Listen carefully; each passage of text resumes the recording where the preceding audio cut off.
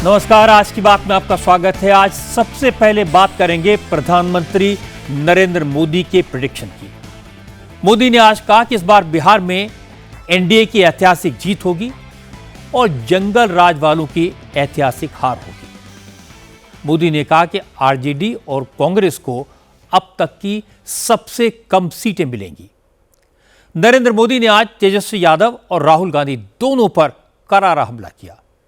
मोदी ने कहा कि जमानत पर छूटे दो युवराज बिहार के लोगों से झूठे वादे करने में जुटे हैं, उन्हें गालियां दे रहे हैं, छठ मैया का कठोर व्रत करने वाली महिलाओं को ड्रामेबाज बता रहे हैं। ऐसे लोगों को बिहार के लोग सबक जरूर सिखाएंगे। मोदी ने कहा कि कट्टा, कटुता, क्रूरता, कुशासन और करप्शन वाली आरजेडी के नेता जब सुशासन की बात करते हैं तो हंसी आती है। मोदी ने कहा कि उनके कैंपेन में जिस तरह के गाने चलते हैं, उन गानों को सुनकर आरजेडी की चरित्र का अंदाजा हो जाता है। अमित शाह ने भी कहा कि 14 नवंबर को छठ मैया का अपमान करने वालों का डब्बा गोल हो जाएगा। जवाब में तेजस्वी ने कहा कि अमित शाह बाहरी हैं और बिहार वाले किसी बाहरी से डरने वाले नहीं हैं। इस बार एनडीए की विदाई तय है। हार के डर से मोदी और अमित शाह महागठबंधन के नेताओं को निशाना बना रहे हैं। आज राबड़ी देवी भी कैंपेन में निकली। राघोपुर में तेजस्वी के लिए वोट मांगे, लेकिन लालू के दूसरे बेटे तेज प्रताप को आज आरजेडी के कार्यकर्ताओं का सामना करना पड़ा। तेज प्रताप के सामने तेजस्वी जिंदाबाद के नारे लगाए गए। जीतन राम मांझी के पार्टी के उम्मीदवार पर भी आज हमला हुआ। मोकामा में चुनाव के दौरान पहली हत्या हो गई। जनसुराज पार्टी के एक सपोर्टर को गोली मार दी गई। तेजस्वी ने इस पर क्या कहा, राबड़ी ने भ्रष्टाचार के आरोपों पर क्या जवाब दिया और असदुद्दीन ओवैसी ने आज तेजस्वी और राहुल की जोड़ी पर कैसे अटैक किया, बिहार चुनाव के ये सारे रंग मैं आपको दिखाऊंगा। शुरुआत करते हैं प्रधानमंत्री नरेंद्र मोदी की भविष्यवाणी से। नरेंद्र मोदी ने आज बिहार में 2 रैलियां की, पहली मुजफ्फरपुर में और दूसरी छपरा में। दोनों पब्लिक मीटिंग्स में नरेंद्र मोदी ने सीधी सीधी साफ साफ बात की। आरजेडी और कांग्रेस पर, तेजस्वी और राहुल पर डायरेक्ट अटैक किया। मोदी ने कहा कि सत्ता के लालच में 2 युवराज साथ आ गए हैं, लेकिन इनका साथ तेल और पानी को मिलाने जैसा है। एक गिलास में होते हुए भी तेल और पानी कभी नहीं मिल पाते।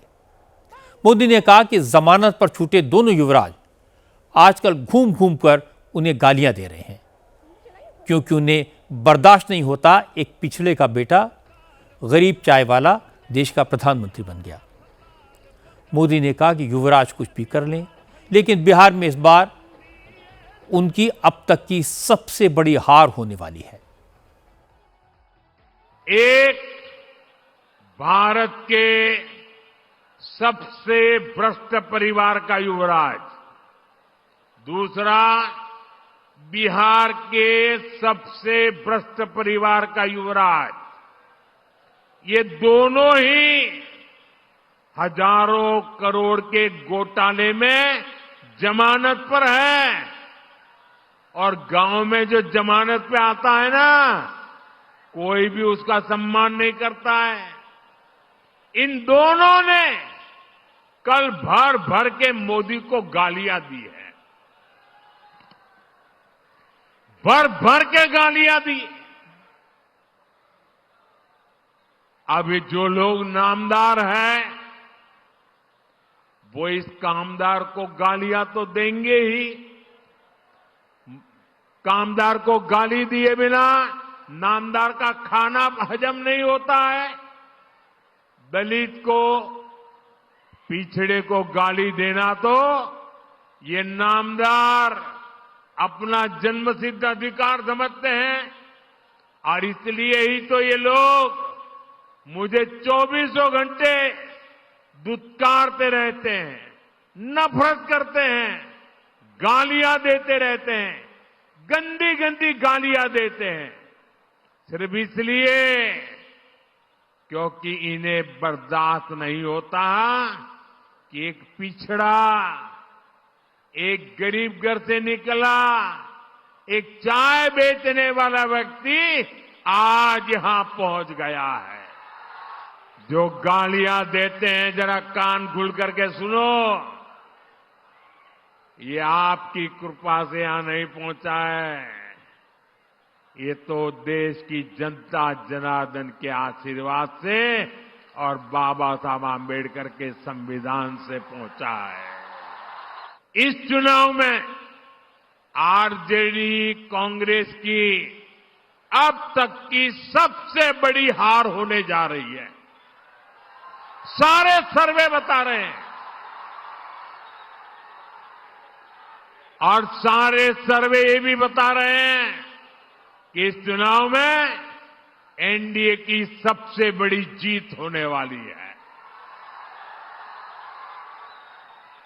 और इसी चुनाव में आरजेडी कांग्रेस को अब तक की सबसे कम सीटें मिलने वाली है। मोदी ने महागठबंधन की तुलना तेल और पानी से क्यों की, इसका एक एग्जाम्पल आज ही देखने को मिला। अलायंस में ईमानदारी साबित करने के चक्कर में मुकेश सहनी तेजस्वी यादव को दरभंगा की गौड़ा बौराम सीट पर प्रचार के लिए ले गए। गौड़ा बौराम में मुकेश सहनी के भाई संतोष सहनी महागठबंधन के उम्मीदवार हैं और आरजेडी के टिकट पर अफजल खान भी मैदान में हैं। अफजल खान लालटेन का चुनाव चिन्ह लेकर जमकर कैंपेन कर रहे हैं। तेजस्वी की मुश्किल यह है कि अफजल खान के बारे में सख्त लफ्जों का इस्तेमाल करेंगे तो मुस्लिम वोटर्स नाराज हो जाएंगे और खामोश रहे तो मल्ला वोटर्स की नाराजगी मोल लेनी पड़ेगी। इसलिए तेजस्वी ने बीच का रास्ता निकाला। तेजस्वी ने गठबंधन की मजबूरियों का हवाला दिया। उन्होंने कहा कि अफजल खान अच्छे नेता हैं, उन्होंने ही अफजल को आगे बढ़ाया, रोज उनसे बात होती है। चुनाव के बाद अफजल खान के सम्मान का पूरा ख्याल रखा जाएगा, लेकिन इस बार आरजेडी के कार्यकर्ता अपना वोट संतोष सहनी को ही दें, क्योंकि महागठबंधन के उम्मीदवार संतोष सहनी ही हैं। कि अफजल को हमने आगे बढ़ाने का काम किया। पिछले बार हमसे टिकट मांगने नहीं आया था गोरापुरम से, हमने बुला करके टिकट उसको देने का काम किया। और यही नहीं, दरभंगा का प्रधान महासचिव भी हमने उनको बनाने का काम किया। आप छोड़ो, अफजल की जिम्मेदारी तेजस्वी की है। मान सम्मान देना हमको आता है। हम लोगों के साथ आए अनवर जी, कारी सोहेब जी और सभी नेता यहाँ मंच पर मौजूद हैं। सब लोगों को हम लोगों ने आगे बढ़ाया है। हमने हमेशा मान सम्मान दिया। इस बार भी अफजल को हम ही ने बुला के टिकट दिया। ऐसा तो है नहीं, लेकिन गठबंधन धर्म भी निभाने की जरूरत है। कहीं ये कुर्बानी दे रहे हैं, कहीं हम कुर्बानी दे रहे हैं। जब तक सब कुर्बानी नहीं देगा तब तक आप जीत नहीं सकते हो। इसलिए हम अपने भाइयों का ख्याल रखेंगे और अफजल जी को हम कहना चाहते, बात हम की है उनसे, उनको मान सम्मान हम जो है दिलाने का काम करेंगे। आपको चिंता करने की जरूरत नहीं। तेजस्वी की प्रॉब्लम यह है कि इस तरह का झगड़ा एक सीट पर नहीं है। आरजेडी के 27 नेता बागी उम्मीदवार के तौर पर मैदान में हैं, जिन्हें तेजस्वी पार्टी से निकाल चुके हैं। कल भी आरजेडी ने बगावत करने वाले 10 नेताओं को पार्टी से बाहर किया। इसी तरह 10 सीटों पर कांग्रेस के बागी उम्मीदवार मैदान में हैं, उन्हें भी पार्टी से निकाला गया है। 12 सीटें ऐसी हैं जहां महागठबंधन में शामिल पार्टियों के उम्मीदवारों में फ्रेंडली फाइट हो रही है। तेजस्वी और राहुल किस किस को समझाएंगे? इसीलिए मोदी ने कहा कि कांग्रेस और आरजेडी के साथ पानी और तेल की तरह है, भले ही साथ हों लेकिन मिल नहीं सकते। और इसके बाद मोदी ने छठ मैया के अपमान की बात की। मोदी ने कहा कि आरजेडी और कांग्रेस वाले उन्हें गालियां देते रहें, चलेगा, लेकिन छठ मैया का अपमान बर्दाश्त नहीं किया जाएगा।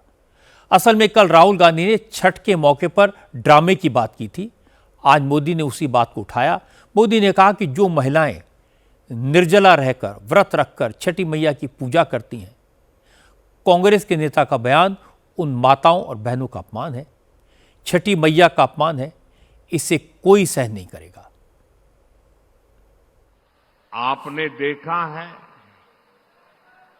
ये आपका बेटा तो छठी मैया का जय जयकार दुनिया में कराने में लगा है। दूसरी तरफ ये कांग्रेस और ये आरजेडी के लोग क्या कर रहे हैं? क्या कर रहे हैं? छठी मैया का अपमान कर रहे हैं। क्या कर रहे हैं? क्या कर रहे हैं? क्या कर रहे हैं? आप मुझे बताइए, क्या कोई कभी चुनाव में वोट पाने के लिए छठी मैया का अपमान कर सकता है क्या? क्या ऐसा अपमान बिहार सहन करेगा क्या? क्या ऐसा अपमान हिंदुस्तान सहन करेगा क्या? क्या मेरी माताएं जो निर्जला उपवास करती है, क्या वो सहन करेगी क्या? आरजेडी कांग्रेस के लिए कैसी बेशर्मी से बोल रहे हैं। उनके लिए तो छठी मैया की पूजा एक ड्रामा है, नौटंकी है। आप उनकी बातों से सहमत है क्या? ऐसे लोगों को सजा दोगे कि नहीं दोगे? जो माताएं बहनें निर्जला इतना लंबा व्रत रखती है, जो गंगा जी में खड़ी होकर सूर्य देव को अर्घ्य देती है, वो आरजेडी कांग्रेस की नजर में वो तो ड्रामा करती है। क्या बिहार की माताएं बहनें, सारी माताएं बहनें मुझे जवाब दीजिए, क्या बिहार की माताएं बहनें छठी मैया का ये अपमान बर्दाश्त करेगी क्या? छठ मैया के अपमान के मुद्दे को बीजेपी के सारे नेता जोर शोर से उठा रहे हैं। आज लखीसराय में अमित शाह ने भी छठी मैया के अपमान के इशू पर राहुल को घेरा। अमित शाह ने कहा कि राहुल बाबा का ननिहाल तो इटली में है, इसलिए उन्हें भारत की परंपराओं, यहाँ के तीज त्योहार के बारे में कुछ पता नहीं है। छठ मैया का अपमान करने वाले का हर्ष क्या होता है, ये कांग्रेस और आरजेडी के लोगों को 14 नवंबर को पता लग जाएगा। मोदी जी को अपमानित करते करते छठ मैया का अपमान किया। उन्होंने कहा छठ मैया की पूजा करने वाले नौटंकी करते हैं, नाटक करते हैं। अरे राहुल बाबा, आप क्या समझो छठ मैया का महत्व, छठ मैया के प्रति पूरे देश की श्रद्धा आप नहीं समझ पाओगे, आपकी माता जी भी नहीं समझ पाएगी। छठ मैया का अपमान करने का बदला इस बार बिहार का एक एक वोटर देगा। आपके कार्यकर्ताओं ने मोदी जी की माता जी को अपमानित किया। आपने मोदी जी के लिए अपशब्द कहे और आपने छठ मैया का अपमान किया है। ये बिहार है, बिहार। जब 14 तारीख को डब्बे खुलेंगे, दूर दूर तक गठबंधन साफ हो जाए। छठ का त्योहार बिहार और पूर्वांचल के लोगों के लिए श्रद्धा और विश्वास का पर्व है। कल राहुल ने जिस तरह छठ पर ड्रामे की बात की, और आज बीजेपी ने इसे जितना बड़ा इशू बनाया। इसके बाद कांग्रेस के नेताओं को समझ आया कि राहुल की यह गलती चुनाव में भारी पड़ सकती है। इसके बाद राहुल को समझाया गया, इसलिए आज राहुल के तेवर बदल गए। राहुल गांधी ने आज नालंदा में पब्लिक मीटिंग की। इस रैली में उन्होंने छठ की बात तो की, छठ के बहाने मोदी को घेरा, लेकिन छठ व्रतियों, ड्रामेबाजी, नौटंकी जैसे शब्दों का इस्तेमाल नहीं किया। छठ पूजा के समय नरेंद्र मोदी जी ने निर्णय लिया कि वो जाके यमुना में स्नान करेंगे। आपने देखा फोटो देखी? एक तरफ हिंदुस्तान की सच्चाई, बिहार की सच्चाई, यमुना पोल्यूशन से भरी हुई, गंद से भरी हुई, और दूसरी तरफ नरेंद्र मोदी जी ने साफ पानी का छोटा सा तालाब बनाया। दूर से साफ पानी आया। दिल्ली के लोगों को नहीं मिलता पीने का साफ पानी, मगर नरेंद्र मोदी के नहाने के लिए दूर से इतना बड़ा पाइप लगवाया गया, उसमें पानी आया, छोटा सा तालाब बनाया गया और उसमें हमारे प्रधानमंत्री को नहाना था।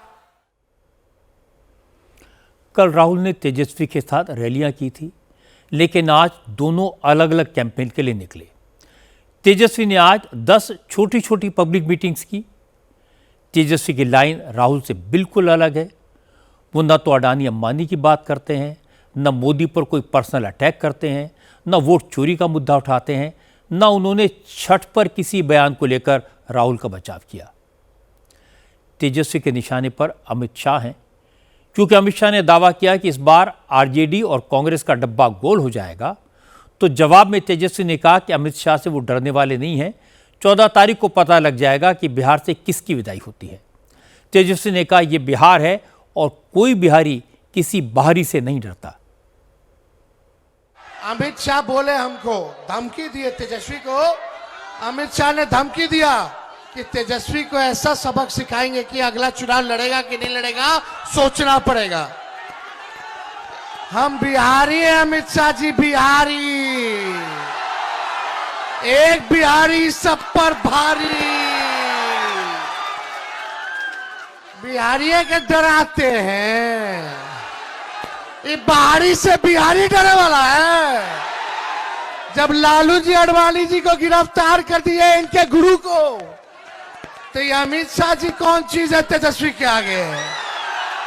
हम लोग डरे वाला नहीं है। जब लालू जी नहीं डरे तो लालू जी का लड़का डरा जाएगा। जय बिहार, जय बिहारी। इसमें कोई शक नहीं कि तेजस्वी का एक बड़ा सपोर्ट बेस है। उनके सभाओं में जो भीड़ आती है उसमें उत्साह दिखाई देता है। तेजस्वी ने भी इस बार महागठबंधन का सारा भार अपने कंधों पर लिया हुआ है। वो अपने लिए वोट मांग रहे हैं। तेजस्वी ने छठ के लिए बिहार आए लोगों से कहा था कि इस बार वोट डालकर ही जाना, लेकिन आज मोदी ने उन्हीं लोगों से कहा कि वोट डालकर भी वापस मत जाना। 14 नवंबर को एनडीए की जीत देखना और 16 नवंबर तक रुकना, क्योंकि 16 नवंबर को शपथ ग्रहण समारोह होगा। हालांकि आज मोदी ने बिहार में एनडीए के कैंपेन को नेक्स्ट लेवल पर पहुंचा दिया। मोदी ने आरजेडी और कांग्रेस पर ऐसा हमला किया जिसका महागठबंधन के नेताओं के पास कोई जवाब नहीं है। मोदी ने आज सिर्फ 5 लफ्जों में आरजेडी की पहचान कैसे बताई, ये मैं आपको सुनवाता हूं। आरजेडी और कांग्रेस वालों की पहचान 5 चीजों से है। मैं 5 शब्दों में उनके कारनामों की कथा कहना चाहता हूं। ये 5 शब्द कौन से हैं? कट्टा है कि नहीं है? कट्टा, क्रूरता है कि नहीं है? कटुता है कि नहीं है? कुशासन है कि नहीं है, करप्शन, मैं दोबारा बोल देता हूं, कट्टा, क्रूरता, कटुता, कुशासन और करप्शन, ये जंगल राज की पहचान है कि नहीं है, आरजेडी की पहचान है कि नहीं है, उनके साथियों की पहचान बन गई है कि नहीं बन गई है।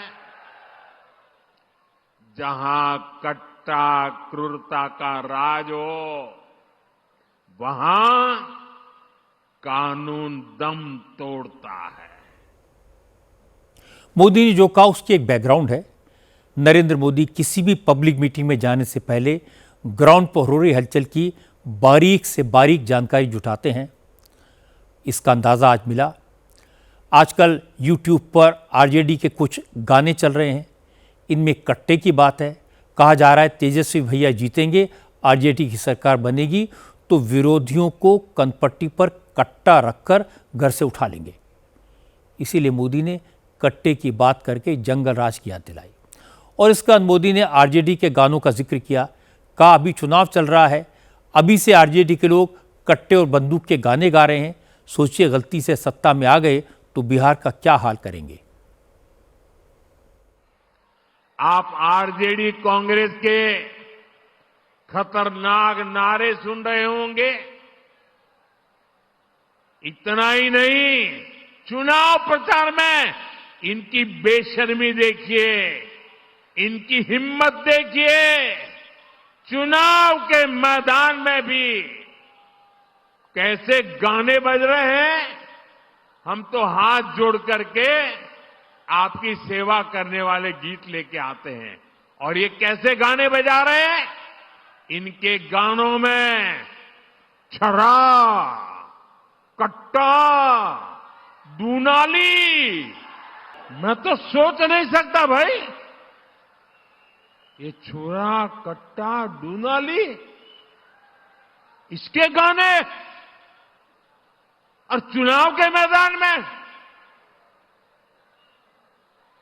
इनका मनसा का ये प्रतिबिंब है, उनकी सोच का प्रतिबिंब है। आरजेडी कांग्रेस वाले बहन बेटियों को उठा ले जाने की धमकियां दे रहे हैं।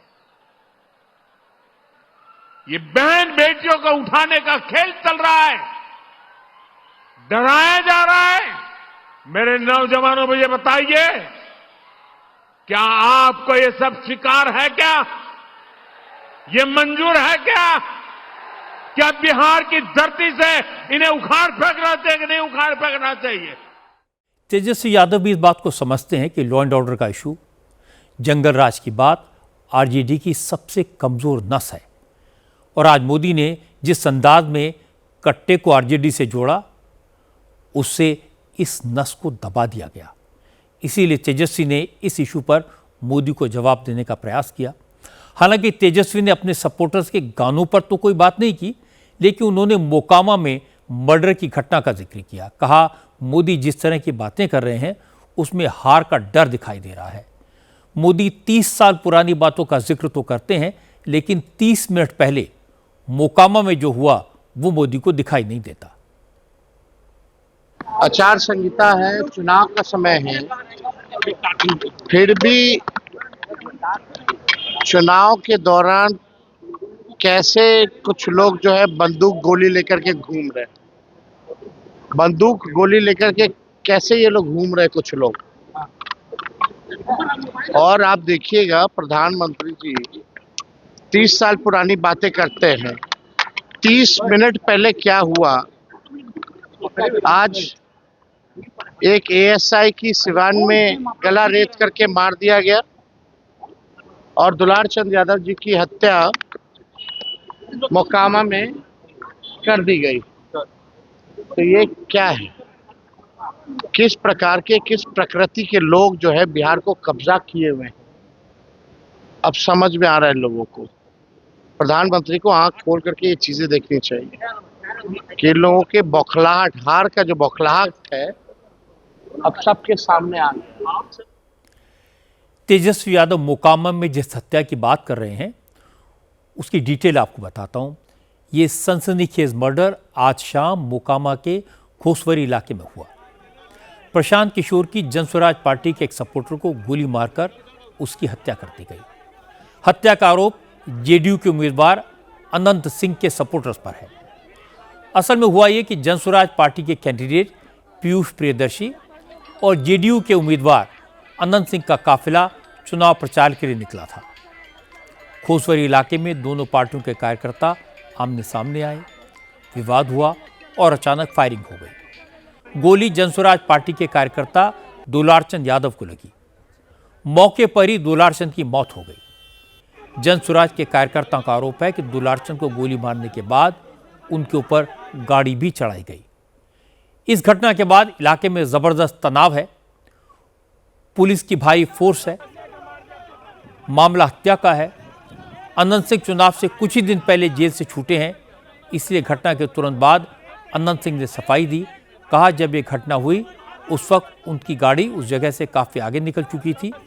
अनंत सिंह का दावा है कि उन्हें बदनाम करने के लिए ये हमला आरजेडी की उम्मीदवार वीणा देवी के पति सूरज भान ने करवाया। हम लोग टाल में वोट मांग रहे थे। रास्ता में देखे कि कासो गाड़ी खड़ा है, तो उसके बाद हम मुझे कोई वोट हो मांग रहा है, तो हम लोग आए। तो उसके बाद मुर्दाबाद करने लगे। तभी हम कहे कुछ नहीं कोई बोलो, तो 30 गाड़ी हम आगे बढ़ गए, 10 गाड़ी हमारा पाछू रह गया। उसको कुल मारना चूरना शुरू कर दिया। बहुत हुआ। हम लोग 40 गाड़ी आगू थे। अब पंजा कुल अंगड़ी में पहन लेता, रेलवे में कुल रोड़ा रख लेता। एकदम फूल तैयारी सूरज भान के यह था कि लड़ाई झगड़ा कैसे हो जाए, तब वोट में ऐसे हो जाए। सूरज भान का ही खेला है। तो उस मार्केट में दुलारचंद के पट्ठा रख लेता, दिन भर गाड़ी दबाना, दिन भर कथी करना। दुलारचंद भी जमात को सबसे पहले दुलारचंद ने हाथ छोड़ा है कुल पर। उस घटना के पहले आप निकल गए थे? हमें 40 गाड़ी से आगू थी और 10 गाड़ी पर पाछू था। जब बुझ गया कि काम भर निकल गया, कम बचा तो चूड़े लगा गड़िया 10 के चूड़ दिया। अनंत सिंह की यह बात तो सही है कि वो वारदात की जगह पर नहीं थे। इसकी पुष्टि जनस्वराज पार्टी के कैंडिडेट पीयूष प्रियदर्शी ने भी की। हालांकि पीयूष प्रियदर्शी ने यह भी कहा कि मर्डर करने वाले लोग अनंत सिंह के ही आदमी थे। पहले उन्होंने दुलारचंद के पैर पर गोली मारी और फिर उस पर गाड़ी चढ़ा दी। जैसे देखा मेरा गाड़ी है, तो बोला चल के पीछे देता मतलब मारे कर जी।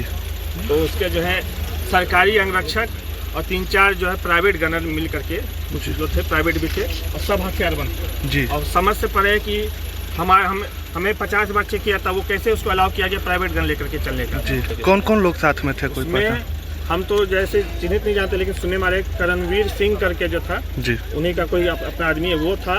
और मतलब जो थे, कितने लोग थे साथ में? 15-20 की संख्या में लोग। कितने राउंड फायरिंग हुई है सर? ये कुछ राउंड की फायरिंग हम जो 4 राउंड हम अपने कान से सुने, 3 से 4 राउंड जो है सुने में आया। और उनको जो पैर में गोली मारा गया है जी, और उसके बाद जो है क्या बोलते हैं, उन पर गाड़ी भी चढ़ाया गया। उसका टायर का निशान भी साफ जी। 2 चीज किया गया, पैर में गोली मार करके गाड़ी चढ़ाया गया। एकदम प्रॉपर ये हत्या किया गया है।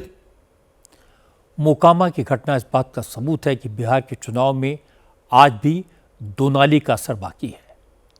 आज भी कट्टा चलाने वाले चुनाव में रेलेवेंट हैं। हालांकि पहले के मुकाबले काफ़ी कम हुआ है। मैंने वो ज़माना देखा है जब बाहुबली ठेका लेकर पार्टियों के लिए बूथ लूटते थे। सबको पता होता था किस इलाके में किस गैंग का दबदबा है। ये गैंग और बाहुबली जाति के आधार पर बंटे रहते थे। बिहार के चुनाव में बाहुबलियों का असर आज भी दिखाई देता है, बस उनकी तादाद कम हुई है। और इस बार नई बात यह है कि 1-2 को छोड़कर ज़्यादातर बाहुबली खुद चुनाव लड़ने के बजाय अपने बेटे, अपनी बेटी, अपनी पत्नी, अपने रिश्तेदार को चुनाव लड़वाने में लगे हैं। बिहार से हत्या और हमले की और भी खबरें आई। सिवान में एएसआई अनिरुद्ध कुमार की गला रेतकर हत्या कर दी गई। गया में जीतनराम मांझी की पार्टी हिंदुस्तान अवाम मोर्चा के विधायक अनिल कुमार पर भी जानलेवा हमला हुआ। टिकारी विधानसभा सीट से अनिल कुमार सिटिंग एमएलए हैं। इस बार भी मांझी की पार्टी से मैदान में है। उनका मुकाबला आरजेडी के अजय कुमार दांगी से है। अनिल कुमार जब कैंपेन करने दीघोरा गांव पहुंचे तो अचानक लोगों की भीड़ ने उन पर ईंट और पत्थरों से हमला कर दिया। उनकी गाड़ी को बुरी तरह तोड़ डाला। अनिल कुमार ने इल्जाम लगाया कि आरजेडी के लोगों ने हमला करके उनकी जान लेने की कोशिश की। उन्होंने कहा उनके साथ बॉडीगार्ड थे, वो हमलावर भीड़ का रुख देखकर फायरिंग करने वाले थे, लेकिन उन्होंने बॉडीगार्ड्स को देखा क्योंकि अगर फायरिंग होती तो कई लोगों की जान जा सकती थी। लड़का ईंटा जो है सीधे मेरे गाड़ी पर चलाया, वो गाड़ी का शीशा चूर चूर हो गया। लगा कि अब हमको लेगा। हम आगे सीट पर बैठे हुए थे, तुरंत उतर के हम पीछे जाना चाहे कि अब तो दृश्य दूसरा हो गया। दूसरा गाड़ी पर ही मारा उसी तरह से। पीछे से तब तक 50-100 आदमी ईंटा लेके पत्थर लेके चलाना शुरू कर दिया सब लोगों पर। 2 मिनट में कुछ समझा भी नहीं क्या ये दृश्य है, क्या हो गया। हम तो एक घर में घुसना चाह रहे थे, घर में घुसने लगे तो हमारा गार्ड लोग खींच लिए कि नहीं वहाँ मत जाइए। और उस समय विवेक मेरा काम नहीं किया, अगर घर में घुसते तो हत्या हो जाती और उधर के लोग भी बहुत मारे जाते। क्योंकि मेरे साथ 5 गो आर्म्स, बड़ा आर्म्स था और सब सरकार हाउस गार्ड था, वो गार्ड लोग थे। गार्ड लोग गोली चलाते और गार्ड लोग लगातार परमिशन मांग रहे हैं, भाग रहे हैं, परमिशन मांग रहे हैं कि हमको गोली चलाने का ऑर्डर दीजिए।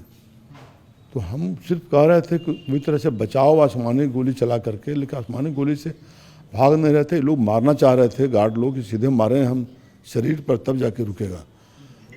हम परमिशन नहीं दिया। हम कहे कि वो तो लास्ट है, जब देखेगा कि हम ही मरा रहे हैं, तुम मरा रहे हो, तब कुछ इस तरह का घटना हो। ऐसे सीधे गोली मारना तो ये नहीं है। तेजस्वी के बड़े भाई तेज प्रताप को भी कैंपेन के दौरान आरजेडी के कार्यकर्ताओं के विरोध का सामना करना पड़ा। वैशाली जिले की महनार विधानसभा सीट पर तेज प्रताप अपनी पार्टी के उम्मीदवार के लिए प्रचार करने पहुंचे। तेज प्रताप गाड़ी से उतरते इससे पहले ही तेजस्वी के सपोर्टर्स ने उनकी गाड़ी को घेर लिया। भीड़ लालू यादव और तेजस्वी जिंदाबाद के नारे लगाने लगी। नारेबाजी कर रही भीड़ के बीच से कुछ लोगों ने तेज प्रताप की गाड़ी पर पत्थर भी फेंके। इसके बाद पुलिस ने दखल दिया। तेज प्रताप की गाड़ी को सुरक्षा देकर भीड़ के बीच से निकाला गया। बिहार में असदुद्दीन ओवैसी भी तेजस्वी के टेंशन बढ़ा रहे हैं। हर सभा में वक्फ अमेंडमेंट एक्ट का बात उठाते हैं।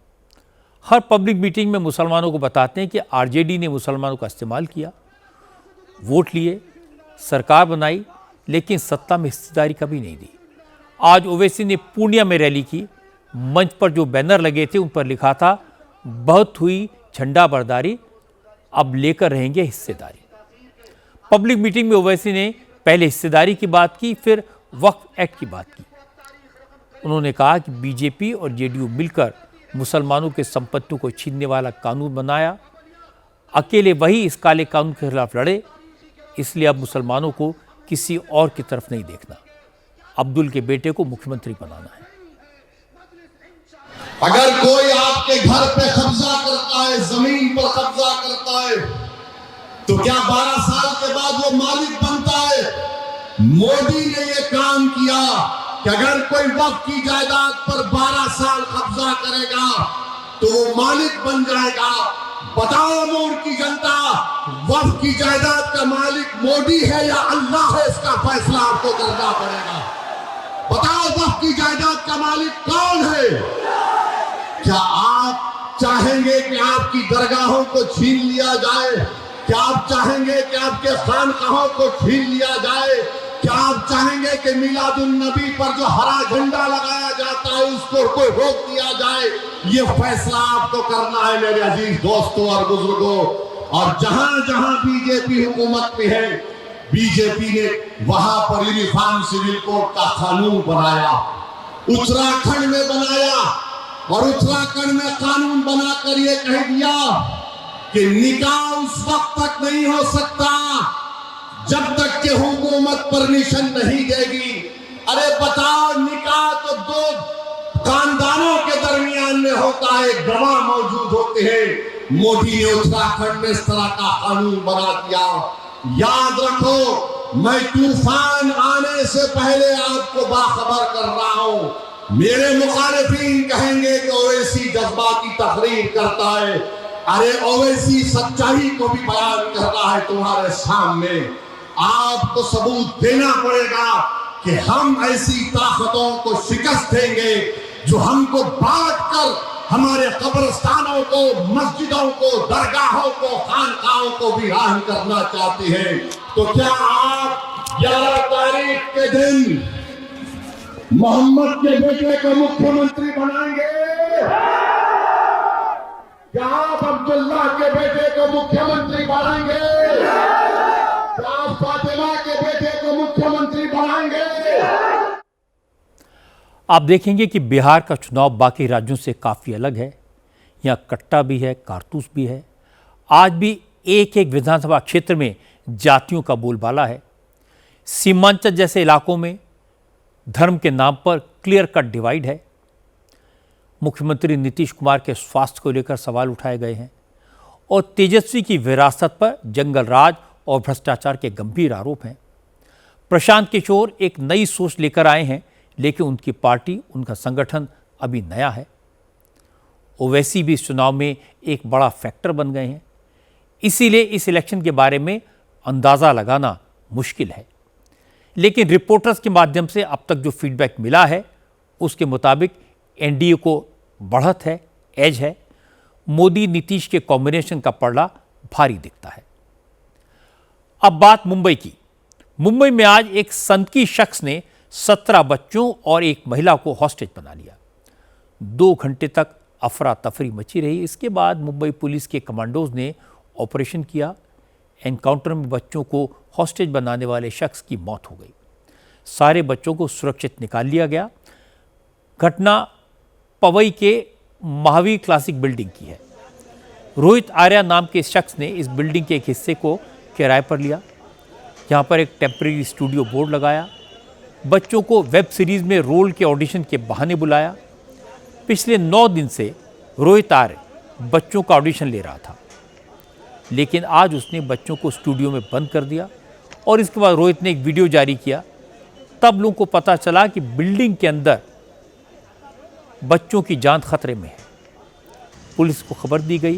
कुछ ही मिनटों में कमांडोज और पुलिस के बड़े अफसर मौके पर पहुंच गए। रोहित को समझाने की कोशिश की गई, लेकिन वो बच्चों को छोड़ने के लिए तैयार नहीं हुआ। इसके बाद कमांडोज बाथरूम के रास्ते से बिल्डिंग के अंदर घुसे, लेकिन रोहित आर्या ने कमांडोज पर बंदूक तान दी। इसके बाद कमांडो ने गोली चलाई। एनकाउंटर में रोहित आर्या की मौत हो गई। पुलिस ने 17 बच्चों को बिल्डिंग से सुरक्षित निकालकर उनके पेरेंट के हवाले कर दिया। पवई एनकाउंटर की जांच क्राइम ब्रांच को सौंप दी गई है।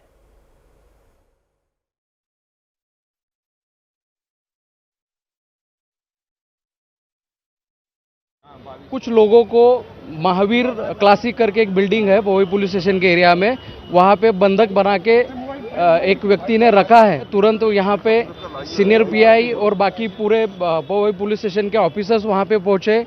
यहाँ पे क्यूआरटी और बाकी भी जो स्पेशलाइज्ड ब्रांचेस है वहाँ उनके लोग बुलाए गए और उस व्यक्ति से भी जिसने ये होस्टेज करके रखा था हमने चर्चा की कोशिश की।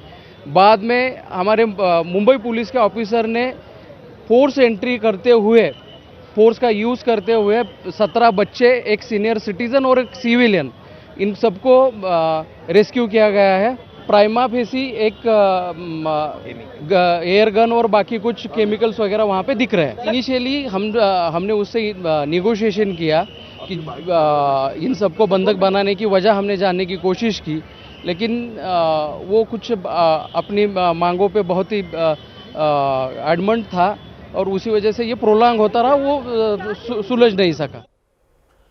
बच्चों को बंधक बनाने वाले रोहित ने जो वीडियो जारी किया था उसमें उसने ये नहीं बताया था कि उसने बच्चों को हॉस्टेज क्यों बनाया।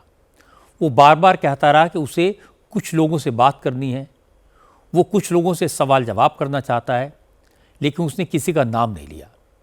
उसने कहा वो जिन लोगों से बात करना चाहता है अगर उनसे बात नहीं कराई गई तो बच्चों के साथ पूरी बिल्डिंग को आग लगा देगा और खुद भी जलकर मर जाएगा। सुसाइड करने की जगह मैंने एक प्लान बनाया और कुछ बच्चों को इधर हॉस्टेज रखा है। मेरे कुछ ज़्यादा डिमांड्स नहीं है, बहुत सिंपल डिमांड्स है, बहुत मॉरल डिमांड्स है, बहुत एथिकल डिमांड्स है और मेरे कुछ सवाल है। मुझे कुछ लोगों से बात करनी है, उनको सवाल पूछने हैं, उनके जवाब पर अगर मुझे काउंटर क्वेश्चन है तो मुझे काउंटर क्वेश्चन पूछना है, लेकिन मुझे ये जवाब चाहिए। मुझे दूसरा कुछ नहीं चाहिए। ना मैं टेररिस्ट हूँ, ना मेरी बहुत बड़ी पैसों की डिमांड है, कुछ भी पैसों की डिमांड तो है ही नहीं, इमोरल तो बिल्कुल भी नहीं है। सिंपल कॉन्वर्सेशंस करने हैं और जिसके लिए मैं इन बच्चों को हॉस्टेज लिया है। रोहित आर्या नाम के शख्स ने बच्चों की ज़िंदगी के साथ खिलवाड़ क्यों किया ये उसने नहीं बताया, लेकिन इसको लेकर तरह तरह की अटकलें लगाई जा रही हैं। कोई कह रहा है कि सरकारी विभागों में उसका पैसा फंसा था इसलिए उसने ये कदम उठाया, कोई कह रहा है कि वो करप्शन से परेशान था, लेकिन ये सब बातें इधर उधर की हैं, कहीं सुनी हैं। जो बात साफ साफ दिख रही है कि वो रोहित मानसिक तौर पर विक्षिप्त था, परेशान था और कोई सामान्य व्यक्ति इस तरह की हरकत नहीं करता, ये बिल्कुल साफ है। इस घटना से पहले आज महाराष्ट्र सरकार के एक और फैसले पर जमकर सियासत हुई। असल में 31 अक्टूबर को वंदे मातरम की रचना के 150 साल पूरे हो रहे हैं, इसलिए देवेंद्र फडणवीस की सरकार ने 31 अक्टूबर से 7 नवंबर तक महाराष्ट्र के सभी स्कूलों में रोज वंदे मातरम के सामूहिक गायन का आदेश दिया है। आमतौर पर वंदे मातरम के सिर्फ 2 पद गाए जाते हैं, लेकिन महाराष्ट्र के स्कूलों में बच्चे पूरा राष्ट्रगीत गाएंगे। जैसे ही सरकार का आदेश जारी हुआ तो विरोध शुरू हो गया। समाजवादी पार्टी और कांग्रेस के नेताओं के अलावा कई मौलानाओं ने भी वंदे मातरम को इस्लाम के खिलाफ बताया। समाजवादी पार्टी के विधायक रईस शेख ने मुख्यमंत्री और शिक्षा मंत्री को लेटर लिखकर वंदे मातरम को गाने के आदेश को रद्द करने की मांग की। रईस शेख ने कहा, सरकार आरएसएस का एजेंडा स्कूलों में लागू करने की कोशिश कर रही है। मौलाना एजाज कश्मीरी ने भी कहा कि इस्लाम में अल्लाह के अलावा किसी की इबादत की इजाज़त नहीं है, इसलिए मुस्लिम बच्चों को वंदे मातरम गाने के लिए मजबूर न किया जाए। हमारे मज़हब में वंदना पूजा सिर्फ खुदा की होती है, हमें किसी से कोई ज़िद नहीं है और कोई इस पर झगड़ा नहीं है। लेकिन वंदे मातरम के ताल्लुक से ये बात समझनी चाहिए कि हम मुसलमान सिर्फ पूजा खुदा की करते हैं। हमारे लिए खुदा के बाद जो ज़ात है जिसको हम सबसे ज़्यादा मानते हैं, प्रॉफिट मोहम्मद सल्लल्लाहु अलैहि वसल्लम, हम उनकी भी पूजा नहीं करते, तो फिर और किसकी हम पूजा कर सकते हैं। हमारी हुकूमत से ये अपील रहेगी, क्योंकि मुस्लिम बच्चे स्कूलों में, मुस्लिम नौजवान जॉब पे काम करते हैं, उन्हें इससे मुस्तस्ना कर दिया जाए, इससे अलग रखा जाए, जोर ज़बरदस्ती ना की जाए। सरकार के आदेश पर अबू आज़मी ने एतराज़ जताया। अबू आज़मी ने कहा, सरकार का आदेश मज़हब में दखलंदाजी है, संविधान विरोधी है। सरकार का आदेश वैसा ही है जैसे किसी हिंदू से अल्लाह अकबर का नारा लगाने को कहा जाए। इस्लाम में सबसे ज्यादा माँ का सम्मान है। माँ को सेवा करेंगे तो उनके पैरों के नीचे स्वर्ग है, लेकिन माँ का सजदा नहीं किया जाता। सजदा या नमन, किसी के आगे झुकना, वो सिर्फ अल्लाह के आगे। लेकिन बहुत सारे लोग, शराब मना है इस्लाम में, बहुत सारे लोग पीते हैं, जिसकी मर्जी हो करे, जिसकी मर्जी हो नहीं करे। लेकिन ये कंपलसरी करना मैं समझता हूँ ठीक नहीं है। हिंदू धर्म के साथ ये कहा जाए कि आप आइए, आपको कुरान पढ़ना है या आपको अल्लाह अकबर कहना है, मैं समझता हूँ ये गलत होगा। मुस्लिम धर्म की जो आस्था है, उस आस्था का ध्यान रखना चाहिए। वंदे मातरम पर अबू आज़मी के एतराज़ को महाराष्ट्र सरकार के मंत्री मंगल प्रभात लोढ़ा ने गलत बताया। वो भड़क गए। उन्होंने कहा कि वंदे मातरम देश प्रेम का गीत है, इसका धर्म से कोई लेना देना नहीं है। जो लोग इस आदेश को मजहबी रंग देने की कोशिश कर रहे हैं, उनके खिलाफ राष्ट्रद्रोह का केस होना चाहिए। ये छत्रपति शिवाजी महाराज का महाराष्ट्र है, माननीय पंतप्रधान नरेंद्र भाई मोदी जी का और माननीय अमित भाई का भारत है, और माननीय देवेंद्र फडणवीस जी का यहाँ पर नेतृत्व है। यदि महाराष्ट्र में रहना होगा तो वंदे मातरम कहना होगा। इसके पहले भी सबको ये समझ योग्य स्थिति से महाराष्ट्र के लोगों ने दी है कि वंदे भारत को, वंदे मातरम को विरोध करने वालों को सबक सिखाया जाएगा। और मैं ये आह्वान करता हूँ कि यदि अबू आज़मी ने इसका विरोध जारी रखा तो उनके खिलाफ में देशद्रोह की केस रजिस्टर किया जाए, और कार्यकर्ता मानखुर्द जहाँ से वो चुनकर आते हैं वहाँ पर भी वंदे भारत का कार्यक्रम करेंगे, वंदे मातरम का कार्यक्रम करेंगे। किसी की हिम्मत हो तो रोक के देख ले। ये बात सही है कि वंदे मातरम देश की आज़ादी के आंदोलन का गीत है, राष्ट्र की वंदना है, मातृभूमि की पूजा है। हमारे यहाँ तो कहा गया जननी जन्मभूमिश्च स्वर्गादपि गरीयसी, माँ और मातृभूमि का दर्जा स्वर्ग से भी ऊपर है। इसीलिए किसी को इनका सम्मान करने में, इनकी वंदना करने में कोई प्रॉब्लम नहीं होनी चाहिए। कुछ लोगों ने इसे खामखा हिंदू और मुसलमान का इशू बना दिया है। दूसरी तरफ इसमें ज़बरदस्ती करने की भी कोई ज़रूरत नहीं। अगर कोई ना गाए तो उसके खिलाफ केस करने की भी कोई ज़रूरत नहीं। अब बात करते हैं दिल्ली के दंगों के केस की। दिल्ली पुलिस ने कहा कि 2020 में प्रेसिडेंट ट्रंप के दौरे के वक्त दिल्ली में हुए दंगे असल में पूरी दुनिया में भारत की इमेज को खराब करने, देश को डिस्टेबलाइज करने और सरकार पलटने की बड़ी साजिश का हिस्सा थे। कल सुप्रीम कोर्ट में उमर खालिद, शर्जील इमाम समेत दिल्ली दंगों के सभी आरोपियों की जमानत पर सुनवाई होनी है। इस बेल का विरोध करते हुए दिल्ली पुलिस ने सुप्रीम कोर्ट में जो हलफनामा दाखिल किया है उसमें कहा गया है कि उमर खालिद, शर्जील इमाम, मीरन हैदर, गुलफिशा फातिमा और शिफाउर रहमान दंगों के असली मास्टरमाइंड थे। इन लोगों ने दंगों की आड़ में रिजीम चेंज करने यानी सरकार बदलने की साजिश रची थी। 177 पेज के एफिडेविट में दिल्ली पुलिस ने कहा कि आरोपियों ने 2019 में एनक्रिप्टेड मैसेजेस के जरिए सीए के खिलाफ प्रोटेस्ट की प्लानिंग की। दिल्ली के अलावा असम, महाराष्ट्र, उत्तर प्रदेश और कई दूसरे राज्यों में एक साथ प्रोटेस्ट शुरू कराए। पुलिस ने कहा कि इन आरोपियों के खिलाफ दंगों की साजिश रचने के पुख्ता सबूत हैं और इनको जमानत में नहीं मिलनी चाहिए। दिल्ली पुलिस ने अपने एफिडेविट में कहा कि आरोपियों की प्लानिंग थी कि जब प्रेसिडेंट ट्रंप भारत में हो तब दंगा भड़काया जाए ताकि भारत की बदनामी पूरी दुनिया में हो। पुलिस ने अपने हलफनामे में जो डिटेल दी है वो वाकई में चौंकाने वाली है। पुलिस का दावा है कि शर्जील इमाम, उमर खालिद और दूसरे आरोपियों ने दिल्ली प्रोटेस्ट सपोर्ट ग्रुप के नाम से एक व्हाट्सएप ग्रुप बनाया था। इसके बाद सीलमपुर में सीक्रेट मीटिंग की जिसमें उमर खालिद ने महिलाओं को उकसाया था कि वो चाकू, बॉटल्स, एसिड, पत्थर और मिर्च पाउडर जमा करें। पुलिस का कहना है कि जब लोकल महिलाओं ने हिंसा भड़काने में मदद नहीं की तो खालिद ने जहांगीरपुरी से बांग्लादेशी महिलाओं को बुलवाया और उन्हें जाफराबाद भेजा। पुलिस ने सुप्रीम कोर्ट को बताया कि गवाहों के बयान और तस्वीरों से उमर खालिद का रोल पूरी तरह से एस्टेब्लिश हो चुका है। हलफनामे में पुलिस ने लिखा कि उमर खालिद ने दूसरे आरोपियों के साथ मिलकर 13 से 20 दिसंबर के बीच दंगों के पहले राउंड की प्लानिंग की, मस्जिदों के इमामों को भड़काऊ कंटेंट वाले पर्चे बांटे और इन पर्चों को जुमे की नमाज के बाद खुतबे में पढ़ने के लिए कहा। जामिया यूनिवर्सिटी में दिसंबर 2019 में भड़काऊ भाषण दिए गए। कहा गया ये तो सिर्फ चिंगारी है। इसके बाद आरोपियों ने चक्का जाम की प्लानिंग की जिससे दिल्ली में दूध और पानी की सप्लाई जैसी ज़रूरी सेवाएं ठप हो जाएं।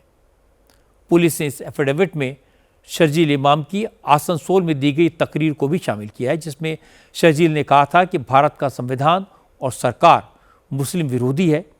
उसने मुसलमानों को भारत से अलग होने के लिए भी भड़काया था। पुलिस ने सुप्रीम कोर्ट को बताया कि आरोपियों ने दिल्ली को टारगेट किया ताकि देश भर में हिंसा और नैरेटिव फैलाया जा सके। सुप्रीम कोर्ट अब कल दिल्ली दंगों के आरोपियों की जमानत याचिका पर सुनवाई करेगा। असल में दिल्ली दंगों के आरोपियों की जमानत हाईकोर्ट नामंजूर कर चुका है। सुप्रीम कोर्ट में शर्जील इमाम, उमर खालिद समेत तमाम आरोपियों ने दलील दी है कि वो 5 साल से जेल में हैं। पुलिस जानबूझकर ट्रायल में देरी कर रही है इसलिए उन्हें जमानत दी जाए। इस पर सुप्रीम कोर्ट ने दिल्ली पुलिस को फटकार भी लगाई थी, लेकिन आज दिल्ली पुलिस ने तथ्यों के साथ कोर्ट को यह भी बताया कि आरोपी खुद बार बार बहाने बना के केस की सुनवाई टालते हैं। सिर्फ दस्तावेज लेने में 39 तारीखें लगी और 2 साल की देरी हुई। पुलिस ने सुप्रीम कोर्ट को बताया कि ट्रायल में देरी आरोपियों की वजह से हो रही है, पुलिस की वजह से नहीं। ये बात दिल्ली हाई कोर्ट ने भी बेल पिटीशन खारिज करते हुए अपने ऑर्डर में कही थी। और अब बात डोनाल्ड ट्रंप और शी जिनपिंग की मुलाकात की। ट्रंप ने जिनपिंग को अमेरिका से सोयाबीन खरीदने, रेयर अर्थ मिनरल्स के एक्सपोर्ट की परमिशन देने के लिए राजी कर लिया। इसके बाद दोनों देश ट्रेड वॉर को टालने के लिए भी तैयार हो गए। अमेरिका चीन पर लगाए गए 57% टैरिफ को घटाकर 47% कर देगा। बदले में चीन अमेरिका को रेयर अर्थ मिनरल्स के एक्सपोर्ट पर लगा बैन 1 साल के लिए हटा देगा और अमेरिका से हर साल 2.5 करोड़ टन सोयाबीन खरीदेगा। ट्रंप और शी जिनपिंग के बीच 2019 के बाद ये पहली मुलाकात थी। दूसरी बार प्रेसिडेंट बनने के बाद ट्रंप ने चीन के खिलाफ ट्रेड वॉर छेड़ रखा था, लेकिन आज साउथ कोरिया में शी जिन से मुलाकात के बाद प्रेसिडेंट ट्रंप ने शी जिनपिंग की जमकर तारीफ की, जिनपिंग को अपना अच्छा दोस्त और टफ लीडर बताया। ट्रंप ने कहा कि चीन के साथ अमेरिका के रिश्ते बहुत अच्छे हैं और वो उन्हें और मजबूत करना चाहते हैं। जिनपिंग ने भी कहा कि चीन किसी के साथ झगड़ा झंझट नहीं चाहता, चीन सबके साथ मिलकर चलना चाहता है। ट्रंप ने जिनपिंग के साथ मीटिंग को बेहद कामयाब बताया और फिर आदत के मुताबिक ये दावा भी कर दिया कि चीन के साथ हुई डील से अमेरिका को अरबों खरबों डॉलर का फायदा होगा। Overall, I guess on the scale of from 0 to 10, with 10 being the best, I would say the meeting was a 12. Okay, I think it was a 12. I think very importantly, you know, just the whole relationship is very, very important. And I think it was really good. It's so many successful meetings. And so many meetings great for our country with literally hundreds of billions, trillions of dollars have come into our country over the last 4 days.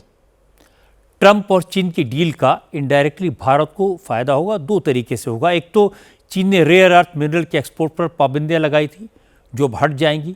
इन पाबंदियों का असर भारत पर भी पड़ सकता था, पर आज भारत ने अपनी कई कंपनियों को चीन से रेयर अर्थ मिनरल्स खरीदने का लाइसेंस दे दिया। ये मिनरल्स इलेक्ट्रिक बैटरीज और इलेक्ट्रॉनिक प्रोडक्ट्स बनाने के लिए बहुत ज़रूरी होते हैं।